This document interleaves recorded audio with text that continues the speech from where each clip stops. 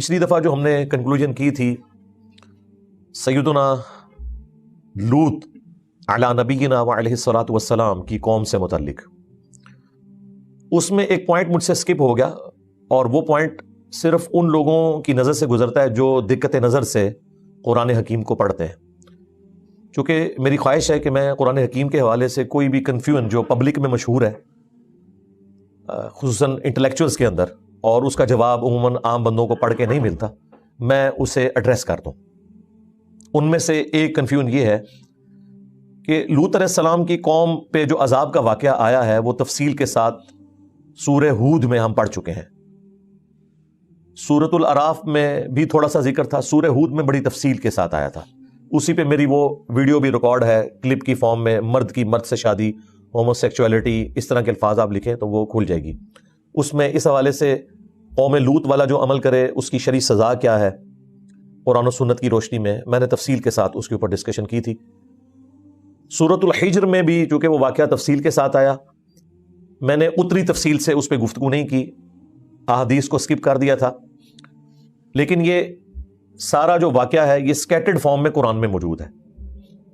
کچھ سورہ ہود میں آیا، اسی سے ملتا جلتا سورہ حجر میں آیا، لیکن چند ایک مسنگ چیزیں تھیں جو یہاں پہ آئیں وہ وہاں پہ نہیں ہیں. ادھر بھی ایک آدھ چیز ایسی ہے جو مس ہے، وہ سورۃ القمر میں آگے چل کے آئے گی، جو اس نظریے کو سپورٹ کرتی ہے جو تورات کے اندر آیا ہے اور قرآن کی آیات میں اشارتاً اس کا ذکر ہے. لیکن سورہ قمر میں جب یہ لوط علیہ السلام کی قوم کا ذکر آتا ہے تو وہاں یہ ٹاپک کھل جاتا ہے کہ وہ جو فرشتے تھے وہ خوبصورت لڑکوں کی شکل میں آئے تھے، اور حضرت لوط علیہ السلام کی قوم ان کے پاس آئی، انہیں نہیں پتا تھا کہ یہ فرشتے ہیں، اور وہ اس بدکاری میں انوالو ہو چکے تھے. انہوں نے حضرت لوط علیہ السلام سے کہا کہ ان لڑکوں کو ہمارے حوالے کرو برائی کرنے کے لیے. تو لوط علیہ السلام کو بھی اس وقت تک نہیں پتا تھا کہ یہ فرشتے ہیں جو انسانی شکل میں آئے. یہ ٹروتھ ریویل ہوتا ہے سورہ ہود کے اندر. وہاں ترتیب بالکل وہ ہے جو زمانی ترتیب ہے، لیکن سورہ حجر میں ہم نے جب پچھلی دفعہ یہ واقعہ کور کیا ہے اس میں ترتیب اپنے ٹائم کے پوائنٹ آف ویو سے وہ والی نہیں ہے. اس میں شائبہ آ جاتا ہے، کوئی کہہ سکتا ہے کہ میں نے یہ جو دعویٰ کیا کہ حضرت لوط علیہ السلام کو نہیں پتا تھا، تو سٹارٹ میں اللہ تعالیٰ نے ذکر کیا ہے کہ ان فرشتوں نے حضرت لوط کو یہ بتایا کہ ہم عذاب لے کر آئے ہیں، اور آپ نے اپنی آل کو لے کے نکل پڑنا ہے. 2 بیٹیاں آپ کی بیوی تو ہلاک کر دی جائے گی، ان پہ آئے گا عذاب. اور اس کے بعد ذکر آیا ہے کہ ان کی قوم آئی اور وہ پھر اپنی قوم سے کہہ رہے ہیں کہ دیکھو میری قوم کی بیٹیاں موجود ہیں، تم مجھ سے میرے مہمان کیوں مانگ رہے ہو، مجھے ان مہمانوں کے سامنے کیوں بے عزت کرواتے ہو. تو اس سے یہ لگتا ہے کہ جب لوط علیہ السلام کو پہلے ہی پتا تھا کہ یہ فرشتے انسانی شکل میں عذاب دینے کے لیے آئے ہیں، پھر وہ اپنی قوم کی منتیں کیوں مار رہے تھے؟ انہیں تو چاہیے تھا کہتے کہ پترو تیار ہو جاؤ، آ گیا عذاب. تو سورۃ الحجر میں وہ زمانی ترتیب اللہ تعالیٰ نے فالو نہیں کی ہے، اس کی وجہ سے کنفیوژن آ جاتی ہے. اور قرآن میں کئی جگہ ایسا ہوتا ہے کہ الفاظ آگے پیچھے ہوتے ہیں، زمانی ترتیب کو اس طرح فالو نہیں کیا گیا ہوتا. وہ آپ نے جگہ ڈھونڈنی ہوتی ہے جہاں پہ واقعی وہ پوری ترتیب ٹھیک موجود ہو، اس کی روشنی میں باقی آیات کو سمجھنا ہوتا ہے. اس کی وجہ یہ کہ قرآن انسان کی لکھی ہوئی کتاب نہیں ہے. انسان جب کتاب لکھتا ہے تو اس طرح کی چیزوں کا خیال رکھتا ہے، چیپٹرز بھی باندھتا ہے. یہ ہیں اللہ تعالیٰ کے خطبات، پلس ان کے اندر ایک ڈیوائن میوزک موجود ہے. اس کو مینٹین کرنے کے لیے بعض اوقات واقعات آگے پیچھے ہو جاتے ہیں. ایون سورۃ البقرہ میں بنی اسرائیل کی ہسٹری کے واقعات بھی آگے پیچھے ہوئے ہیں.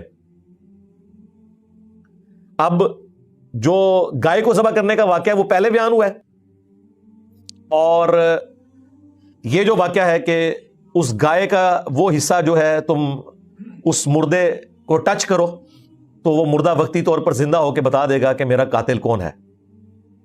یہ واقعہ بعد میں ہے. حالانکہ زمانی ترتیب میں بات یوں تھی کہ یہ ڈیمانڈ پہلے کی گئی تھی کہ اس کا قاتل کون ہے. اس کے جواب میں اللہ نے کہا تھا کہ تم ایک گائے کو قربان کرو، اس کا جو گوشت ہے اس کو ٹچ کرنا، لیکن وہ ترتیب قرآن میں ویسی نہیں ہے. تو ترتیب بعض اوقات آگے پیچھے ہوتی ہے. اسی طریقے سے قصہ آدم اور ابلیس قرآن میں 7 دفعہ آیا.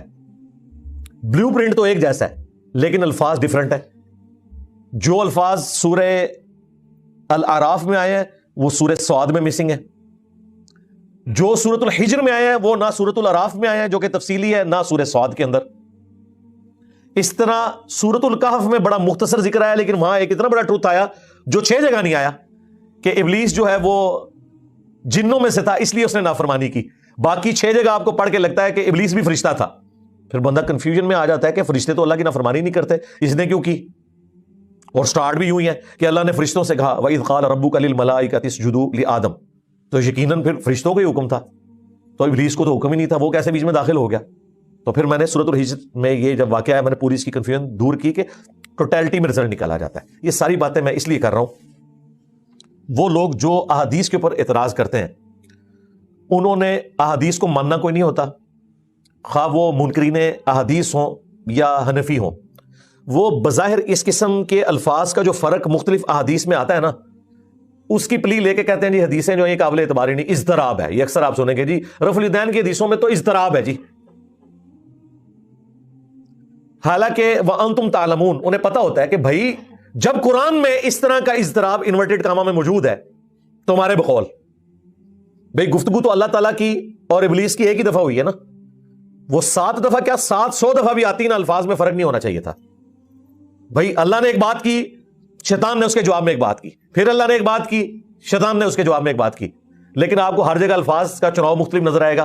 وہ الفاظ صورتوں کے وزن میں بٹھائے گئے ہیں, جو ڈیوائن میوزک چلتا ہے اس کے لیے پھر اللہ تعالیٰ کو الفاظ بھی چینج کرنے پڑے. جب الفاظ چینج ہوئے ہیں تو یقیناً یہ وہ الفاظ کون انگلی رکھ کے کہہ سکتا ہے کہ سورۃ الاعراف والے الفاظ جو ہیں یہ ایگزیکٹ ہیں یا سورہ ہجر والے ایگزیکٹ ہیں؟ وہ آپس میں بھی میچ نہیں کرتے. پھر اس سے بڑھ کر اللہ تعالیٰ کی گفتگو تو آواز کے ساتھ ہوگی نہیں, اس کا موڈ تو ہمیں پتہ ہی نہیں, لیس کمثلہ شیء وہو السمیع البصیر. تو اس طرح کے جو کنفلکٹ آتے ہیں احادیث میں تو سب کو جمع کر کے ایک آپٹیمل سولوشن نکالا جاتا ہے. اگر اس کی بنیاد پہ کوئی احادیث کو ریجیکٹ کرے گا پھر قرآن کے اوپر بھی اعتراض بن سکتا ہے, لیکن اس اعتراض کا جواب ہم کہتے ہیں بھی سب کو ایک جگہ جمع کریں. تو میں نے جب اس کو دقت نظر سے دیکھا, میں نے پچھلی دفعہ جب سورہ ہجر کی آیات کور کر رہا تھا نا, لوط اسلام والی, تو میں نے آپ کو بلو پرنٹ واقعہ تو سنایا, جب میں نے خود اس کو کور کیا نا ترجمے کے ساتھ, اسی دوران مجھے احساس ہو گیا, میں نے کہا یار یہ تو میں ان کو بتا رہا ہوں کہ ان کو تو پتہ ہی نہیں تھا کہ یہ فرشتے عذاب لے کے آئے ہیں. اسی لیے تو سورہ ہود میں آتا ہے کہ کاش میرے پاس کوئی مضبوط قلعہ ہوتا, میں اپنے مہمانوں کی حفاظت تو ان ظالموں سے کر لیتا. بھائی اگر حضرت لوط علیہ السلام کو یہ پتا ہوتا ہے یہ فرشتے ہیں تو انہوں نے کیوں یہ کہنا تھا کاش میں ان کی حفاظت کرتا, وہ تو حضرت لوط علیہ السلام کو بچانے آئے ہوئے تھے. تو میں خود کنفیوز ہو گیا کہ یار یہ کیا ہے. پھر میں نے دقت نظر سے جب دیکھا تو وہاں اصل جو ترتیب ہے نا وہ سورہ ہود میں ہے, سورہ ہجر میں وہ زمانی ترتیب کے مطابق نہیں ہے آیات. جو واقعہ بعد میں ہوا وہ پہلے ہے. بعد میں کیا واقعہ ہوا کہ فرشتوں نے بتا دیا کہ ہم عذاب لے کے آئے, لیکن سورہ ہجر میں جب یہ واقعہ بیان ہوا ہے تو پہلے آیا کہ فرشتوں نے کہا ہم عذاب لے کے آئے ہیں, آپ اپنی بیوی بچوں کو لے کے نکلیں, لیکن آپ کی بیوی پکڑی جائے گی, بچیاں آپ کی بچ جائیں گی. اور اس کے بعد ہے کہ وہ آگے حضرت لوط علیہ السلام کے پاس, انہوں نے کہا حوالے کرو. پھر لوط علیہ السلام وہی کہہ رہے ہیں کہ میری عزت رکھو, یہ میرے مہمان ہیں. پھر بندہ کہتا ہے یار ان کی جان بخشی کی بھیک کیوں مانگی جا رہی ہے اپنی قوم سے, کیوں درخواست کی جا رہی ہے, جبکہ ان کو پتہ نہیں تھا. سورہ ہود میں ترتیب درست ہے, یہاں پہ ترتیب ویسے نہیں ہے زمانی اعتبار سے, وہ اصل ہے, یہاں پہ صرف واقعے کے طور پر بیان ہوا ہے. اور سورہ القمر میں آیا ہے کہ انہوں نے حضرت لوط علیہ السلام کے مہمانوں کو بہلانے پھسلانے کی کوشش کی کہ کسی طریقے سے وہ لڑکے ہمارے ہتھے چڑھ جائیں.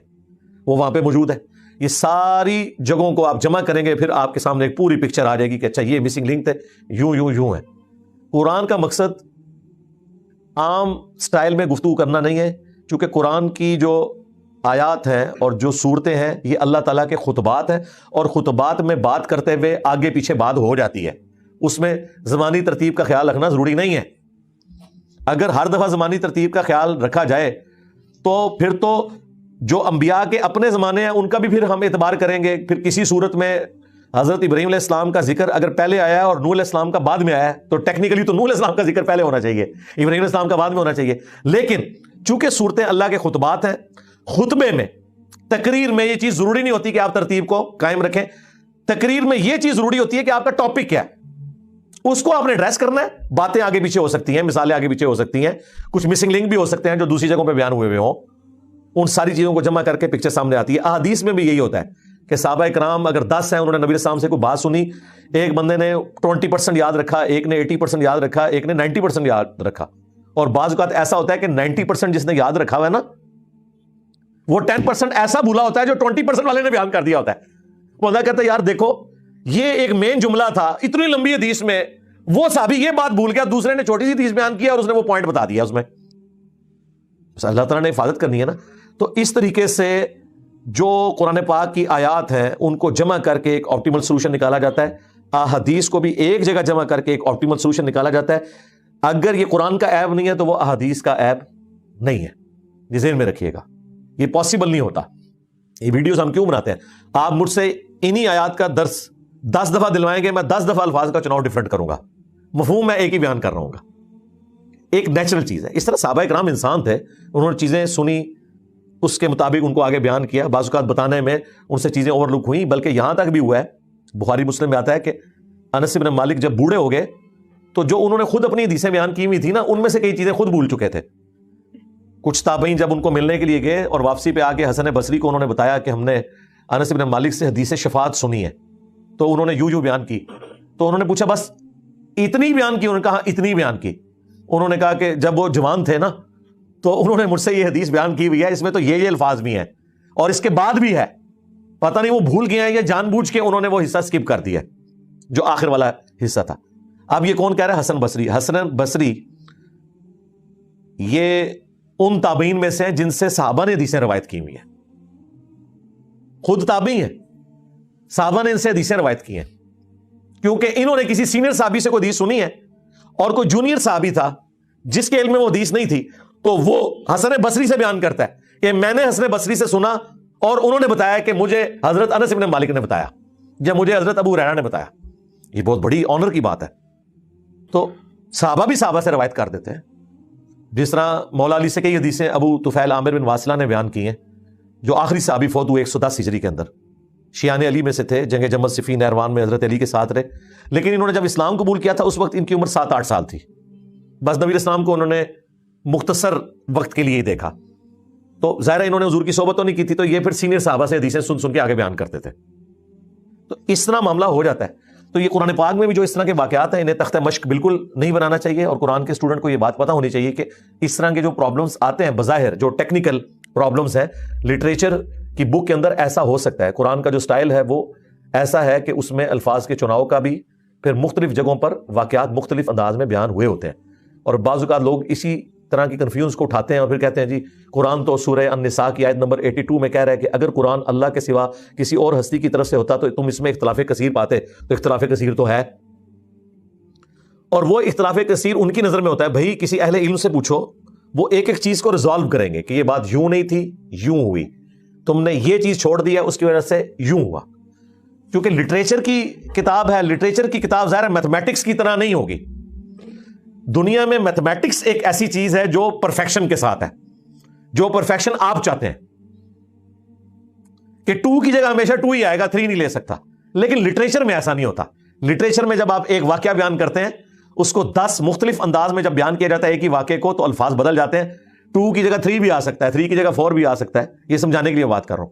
لہذا قرآن نہ تو سائنس کی کتاب ہے، نہ یہ میتھمیٹکس کی بک ہے، نہ یہ فزکس کی بک ہے. اگرچہ یہ ان چیزوں کو بیان کرتی ہے لیکن سٹائل اس کا کیا ہے؟ لٹریچر کا. لٹریچر کا پھر سٹائل اسی طریقے سے ہوتا ہے کہ اس کو، اور پھر لٹریچر میں بھی کون سی فارم؟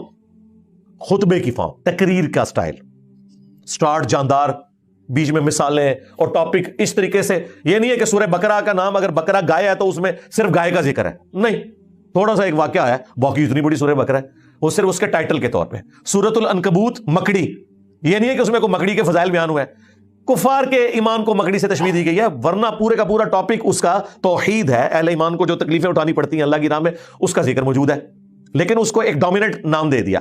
اچھا، یہ اللہ تعالیٰ سے چیز میں نے بھی سیکھی ہے.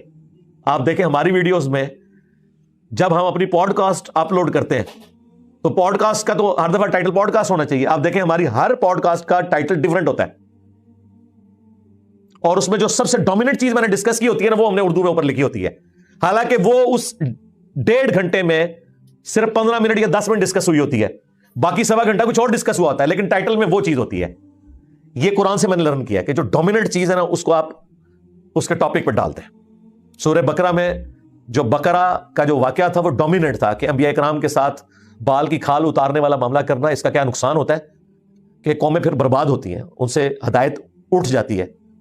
باقی تو اس میں بنی اسرائیل کے واقعات کتنے آئے ہیں، شرعی احکامات، نکاح کے، طلاق کے، سب کچھ بیان ہوا ہے، لیکن نام ہے سورہ البقرہ. سورہ آل عمران کا تو تھوڑا سا ذکر ہے، اس میں تو میجورٹی ذکر حضرت عیسیٰ علیہ السلام کا ہے. ٹھیک ہے وہ ان کی اولاد میں سے ہے, لیکن اس کا نام اگر ہم دیکھیں نا آج کے ماڈرن دور میں تو جیزس کرائسٹ ہونا چاہیے تھا اس سورت کا نام, لیکن اللہ تعالیٰ نے اس ایک چیز کو ڈومینیٹ کر دیا. سورہ مریم لگتا ہے کہ حضرت مریم کے گرد ہی گھومتی ہوگی, نہیں, حضرت مریم کا تھوڑا سا ذکر ہے, باقی ابراہیم علیہ السلام کا, باقی پیغمبروں کا ذکر ہے. سورہ محمد, عام بندے سے پوچھے سورہ محمد تو وہ کہے گا جی اس میں تو ذکر ہوگا نبی علیہ السلام کی زلفوں کا رنگ کیا تھا, آپ کی آنکھیں, عام بندے تو یہی سمجھتے ہیں, حالانکہ سورہ محمد کا کوئی لینا دینا نہیں نبی علیہ السلام کی بایوگرافی کے ساتھ. سورہ محمد سورہ قتال ہے کہ نبی علیہ السلام کو اللہ نے تلوار کے ساتھ مبعوث کیا ہے تاکہ بدماشوں کی امپائرز کو اکھاڑا جائے. قتال سے متعلق ہے سورہ محمد, چھوٹی سی سورت ہے, اور قتال کے لیے ضروری ہے کہ جنت کی نعمتیں یاد کروائی جائیں ورنہ کوئی جان نہیں دے گا. تو جنت کا جو بیان سورہ محمد میں ہوا ہے اس سٹائل میں قرآن کی کسی صورت میں نہیں ہوا, کیونکہ آپ جان مانگ رہے ہیں انسان سے, تو جان تو دی جائے گی پھر بہت بڑی کسی لالچ پہ, اور یہ پازیٹیو لالچ کی میں بات کر رہا ہوں جو سورہ سجدہ میں ہے کہ اللہ کے بندے جو ہیں وہ خوف اور طمع کے ساتھ اپنے رب کو پکارتے ہیں, خوف بھی اور طمع بھی, دونوں چیزیں, یہ پازیٹیو چیز ہے. اس لیے یہ قرآن کے طالب علم کو پتا ہونا چاہیے کہ میں جو یہ پڑھ رہا ہوں اس کے ساتھ ریلیٹڈ چیزیں کہاں ہیں, تو میں ان ساری چیزوں کا باریکی سے خیال رکھتا ہوں خود. اس لیے یہ دیکھیں میں نے آلموسٹ 25 منٹ اس کے اوپر لگا دیے ہیں تاکہ یہ چیز ان اٹینڈڈ نہ رہے. اگر پچھلی دفعہ یہ صورت ختم ہو جاتی تو یہ سارا ٹاپک میرا سکپ ہو جانا تھا. آج مجھے پتا یار یہ آیات ہی تھوڑی سی رہ گئی ہیں, تو میں اس ٹاپک کو بھی تھوڑا سا بیچ میں ایڈریس کر دوں تاکہ ہماری یہ قرآن ریکارڈنگ میں آ جائے اور لوگوں کو اس حوالے سے کوئی تشنگی نہ رہے. اگر اس ٹاپک پہ بھی کسی نے کوئی ویڈیو بنانی ہے تو وہ اس کا کلپ کاٹ کے ایک ویڈیو بنا سکتا ہے کہ یار یہ والی چیزیں ہیں. لہٰذا منکرین حدیث جو قرآن کی بنیاد کے اوپر احادیث کو تختہ مشق بنا لیتے ہیں ان کے لیے یہ پھکے کے طور پر ہے. پچھلے دنوں بھی ہمارے لائیو سیشن میں بھی ایک بھائی آیا تو میں نے اس کو یہی پھکی کے طور پہ بات کی کہ قرآن میں سجدہ تعظیمی کی حرمت کہیں رپورٹ نہیں ہوئی. قرآن میں سجدہ تعظیمی کا ذکر موجود ہے کہ فرشتوں نے سجدہ کیا آدم علیہ السلام کو, یوسف علیہ السلام کو ان کے بھائیوں نے اور ماں باپ نے سجدہ کیا, لیکن قرآن پورے میں کہیں نہیں لکھا ہوا کہ اب سجدہ تعظیمی حرام ہے, اور پوری امت کا اجماع ہے کہ سجدہ تعظیمی حرام ہے, جبکہ قرآن کہہ رہا ہے کہ سجدہ تعظیمی تو جائز ہے. تو منکرین حدیث کو بڑا غصہ آیا. وہ لائیو سیشن میں آ کے ایک بندے نے سوال ریکارڈ کرایا, جی انجینئر صاحب نے جو ہے نا غلط بیانی کی ہے, قرآن میں تو حرمت آئی ہے سجدے کی. حالانکہ میں اپنی اس ویڈیو میں بیان کر چکا تھا کہ جو حرمت آئی ہے سورہ حامیم سجدہ میں, جسے سورہ فصیلت کہتے ہیں, سورت نمبر 41, وہ حرمت آئی ہے سجدہ عبادت کی کہ مت پوجو سورج کو اور چاند کو اور ستاروں کو, بلکہ اس کی عبادت کرو جس نے ان کو پیدا کیا. وہ سجدہ تعظیمی کا ذکر نہیں ہے, سجدہ عبادت کا ہے. سورج کی لوگ پوجا کرتے تھے نا, قوم سبا کس کی پوجا کرتی تھی؟ سورہ نمل میں آیا ہدہد نے کہا کہ میں نے قوم دیکھی ہے جو سورج کی عبادت کر رہی ہے. تو قرآن میں جو سجدہ عبادت ہے اس کی حرمت آئی ہوئی ہے, وہ تو ہمیشہ سے ہی ہے. سجدہ تعظیمی کی کوئی حرمت نہیں آئی کہیں پہ کہ تعظیمی سجدہ نہ کرو. وہ آئی ہے ابو داؤد میں, ترمذی میں, ابن ماجہ میں, کہ اگر میں سجدہ جائز سمجھتا تو بیویوں سے کہتا خاوندوں کو کریں اس حق کے سبب جو اللہ نے ان کو دیا ہے. جب ایک صحابی نے حضور کو سجدہ کیا, ابو داؤد کے الفاظ ہیں, نبی علیہ السلام نے فرمایا سر اٹھا, یہ کیا کر رہے ہو تم؟ انہوں نے کہا میں ہیرا نامی شہر کوفے کے پاس نجدیوں کے علاقے میں گیا, وہاں لوگ اپنے سردار کو سجدہ کرتے ہیں, آپ تو اللہ کے رسول ہیں. نبی علیہ السلام تو نہیں فرمایا, ابھی قرآن میں سورت حامیم سجدہ میں حرمت آ چکی ہے. صحابہ سے زیادہ کون قرآن جانتا تھا؟ آپ نے فرمایا جب میں فوت ہو جاؤں گا تم میری قبر سے گزرو گے, کیا قبر پہ سجدہ کرو گے؟ انہوں نے کہا نہیں یا رسول اللہ. فرمایا مجھے بھی سجدہ نہ کرو. اگر میں سجدہ تعظیمی جائز سمجھتا تو بیویوں سے کہتا کہ خاوندوں کو کرے. سجدہ عبادت تو کسی شریعت میں بھی کسی کے لیے نہیں رہا. حضرت جبرائیل نے آدم علیہ السلام کو سجدہ عبادت نہیں کیا تھا, سجدہ تعظیمی کیا تھا. سجدہ تعظیمی اس امت میں حرام ہوا ہے, اور یہ اللہ تعالیٰ نے شرح صدر کیا میرے اوپر کہ اللہ تعالیٰ نے توحید کو کامل ہی اس امت میں کیا ہے کہ ایک چھوٹی سی کو شکل باقی تھی نا ٹو باؤ ڈاؤن کی تعظیمن بھی, وہ بھی اللہ نے کہا ختم, صرف خدا کے ساتھ خاص. اور واللہ یقین کریں جو توحید کا ٹیسٹ قرآن پڑھ کے آتا ہے نا, میں گلٹ فیل کرتا کہ اگر میں رسول اللہ کی امت میں نہ ہوتا اور مجھے کسی انسان کے سامنے سجدہ تعظیمی بھی کرنا پڑتا. جو اس توحید کا مزہ ہے نا کہ سجدہ تعظیمی بھی کسی کے لیے نہیں. آپ یہ اس امت کی خوبی ہے, ایک یہ خوبی, اور دوسرا اللہ تعالیٰ نے ختم نبوت کی برکت سے قیامت تک کے لیے کشف, الہام, یہ ساری دروازے بند کر دیے کہ کوئی اس کی پلی لے کے یہ دعویٰ نہ کر دے کہ میرے پاس کوئی اللہ کا پیغام آیا. ختم نبوت کا مطلب ہے دیٹس آل, بس, سوائے ایک خواب کی شکل بخاری مسلم میں ہے وہ باقی ہے, اور وہ بھی فرما دیا 3 قسم کے, اللہ کی طرف سے, شیطان کی طرف سے, نفس کی طرف سے. وہ کوئی کنفرم نہیں کر سکتا یہ اللہ کی طرف سے ہے یا نہیں جب تک کہ وہ پازیٹیولی ایگزیکیوٹ نہ ہو جائے, کسی کو مستقبل کی کوئی خبر دکھا دی گئی. دین جو ہے وہ کمپلیٹ ہو چکا. نبی علیہ السلام کے بعد کوئی شخص بھی یہ دعویٰ کرے، خواہ وہ اپنے آپ کو نبی کہے یا نہ کہے، اگر وہ کہے کہ مجھے آسمان سے خبریں آتی ہیں تو وہ ختم نبوت کے اوپر ڈاکہ مار رہا ہے. سیدھی سی بات ہے. خواہ وہ اپنے آپ کو کوئی صوفی بزرگ بتائے، کوئی امام بتا دے، خواہ وہ اپنے آپ کو امتی نبی کہے، ذلی نبی کہے، یا کوئی اور دعویٰ کرے، ختم نبوت کا عقیدہ اس کا ختم ہو گیا. تو ختم نبوت بھی کامل، کوئی کشف الہام نہیں، اور توحید بھی کامل کہ سجدہ تعظیمی بھی ختم. تو الحمدللہ یہ ٹاپکس میں ساتھ ساتھ ایڈریس کرتا ہوں. اور جن لوگوں کو یہ زوم ہے نا کہ ہم قرآن کی دعوت کو لے کے چل رہے ہیں، ان بدبختوں سے اللہ تعالیٰ نے قرآن کی دعوت بھی چھین لی ہے. مجھے بتائیں اس وقت پلانٹ ارتھ پہ کوئی ایک بندہ بتائیں جو قرآن کی خدمت کر رہا ہو اور منکرین احادیث میں سے ہو. وہ اللہ نے خدمت مولانا مودودی سے ہی لی ہے، وہ خدمت ڈاکٹر اسرار سے ہی لی ہے. یہ سارے کے سارے احادیث کو ماننے والے تھے، سنت کے ماننے والے تھے. مولانا اسحاق صاحب سے لی ہے خدمت، ڈاکٹر ذاکر نائک سے لی ہے حفظہ اللہ تعالی. کوئی ایک بھی ایسا نہیں جو انکار سنت کرنے والا ہو. غامدی صاحب بھی چند ایک احادیث کے اوپر ریزرویشن رکھتے ہیں، منکرین احادیث یا منکرین سنت نہیں ہے. اس طرح کی اگر آپ نے منکرین احادیث دیکھنا ہے، وہ تو حنفی سارے ہی منکرین احادیث ہے، ٹھیک ہے. لیکن اگر ان سے پوچھیں وہ کہتے ہیں نہیں نہیں، سنت کے بغیر تو اسلامی مکمل نہیں ہے. تو اللہ کے فضل سے قرآن کی خدمت، قرآن کی توحید وہی بیان کرتے ہیں جنہیں سنت کے ساتھ شغف ہے. ہمارے اس پلیٹ فارم سے آپ دیکھ لیں ہزاروں نہیں لاکھوں لوگوں کی توحید درست ہوئی ہے الحمدللہ. ٹھیک ہے، یہ ایک صدیوں کا کام ہے جو اللہ تعالیٰ نے میڈیا کی برکت سے ختم نبوت کے صدقے سارا یہ کام ہوا ہے چند سالوں کے اندر. اور الحمدللہ یہ خدمت بھی کسی منکرین حدیث میں سے نہیں لی گئی، کسی شخص سے، اس شخص سے لی گئی ہے جو سنت کو حدیث کو حجت سمجھتا ہے. لہٰذا یہ جو ٹھیکیدار بنے ہوئے ہیں کہ ہم جی اہل قرآن ہے، اہل قرآن نہیں ہے بھائی، آپ قرآن کے منکر ہیں. اہل قرآن وہ ہیں جو اہل السنہ ہے، اہل الحدیث ہے، اصحاب الحدیث ہے، اہل الاجماع ہے، اجماع امت کے ماننے والے ہیں. اور اجتہاد بھی ان جگہوں پہ جہاں قرآن و سنت اجماع میں بات موجود نہ ہو. تو یہ میں نے ساری چیزیں کور کر دی.